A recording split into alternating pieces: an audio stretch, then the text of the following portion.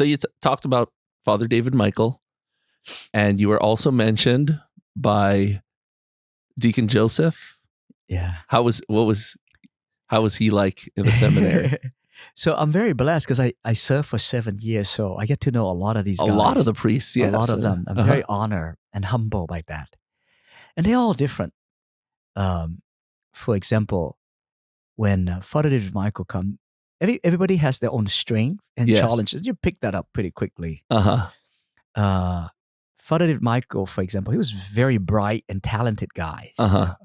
But every time I go out to the parish, I saw all those girls after him.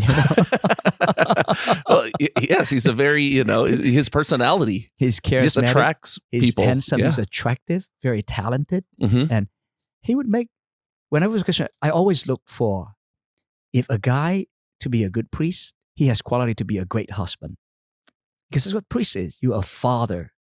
You're a spiritual father. You have to have courage. You have to have the ability to die to self, because you can't be a good husband and a good dad without that selflessness. I always look for the guy. I always ask, would he make a great husband? And if the answer is yes, I know he would make a good priest. I always look for those qualities, And so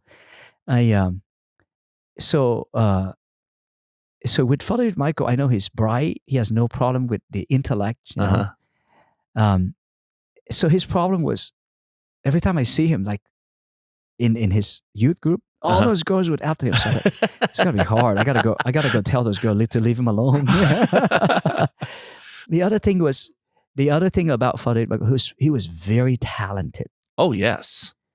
So when you have so many talents, it's hard to choose.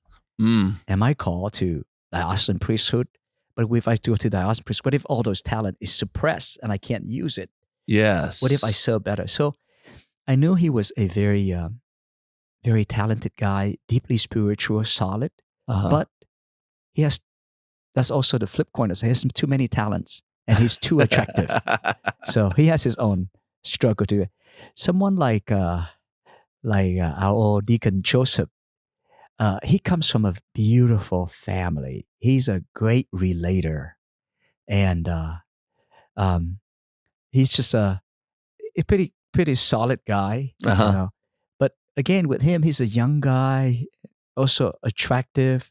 Very charismatic, yes. Very charismatic, So you pray that those girls, you pray that, he doesn't kind of fall in love, and then, because he feels things deeply. Father Deacon Joseph does. He feels things very deeply. So you just pray that while he was studying at UD, he doesn't fall madly in love over the girl. And so they all have, and also because, he was, his maturity, you want to make sure that his parents really love him a lot, and it was, you want to make sure he's also have the enough maturity to go and be formed. So, so every person has his own, you see their own strength and you see their own child. And that's another job of vocation, right? You pray really hard for them. How about Deacon Houston? Oh, Deacon Houston. When I was out because I travel into a lot of parishes, that wasn't a blessing that I love. He said he used to hide from you. That's right. I used to be known as the aggressive vocation director because I have no shame of calling them, because when I have conviction, this is what I do. I visited a lot of parishes, and I always pray. I said, Lord, I want to be your voice. Give me your Holy Spirit. If I see a young man that you prompt me, I'm going to go ask him. It doesn't matter if he's having a girlfriend. He doesn't have a ring on, I go after him. It doesn't matter if he's dating. So sometimes they would joke, oh, Father Dad is coming. Get your boyfriend away from him. So I went to his parish. He was the altar boy in his parish. He was always very, very proper, very solemn. He was doing the incense and was always very serious. Looks like somebody who loves liturgy. Okay. Just a solid, young man. And so, and even the pastor there, he's my classmate, Father too. He said, yeah, I think he has a call. So I went after him. Now, at the time, his dad, he might have shared his story Yes, he already. did. His dad did not like that at all. To be honest with you, this is a blessing. I can say this. Anyway, when I was talking with him and inviting him along, and every time I go out to St. Christopher to celebrate Mass or do something, I always avoid his dad because I thought his dad was going to kill me.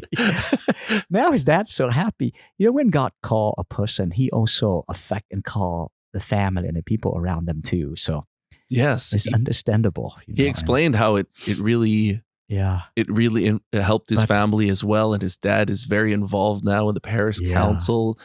Oh, I was so scared of his dad, but you know, I saw that it's very. So when God calls, it's like when you're dating, right? It could be her smile, or it could be the way she talk, maybe because of her joy, because the way she sing or something, and that's how you get the initial attraction, right? Priestly and religious life is the same way. You have the initial attraction. My initial attraction was the vestment. I love wearing those vestments.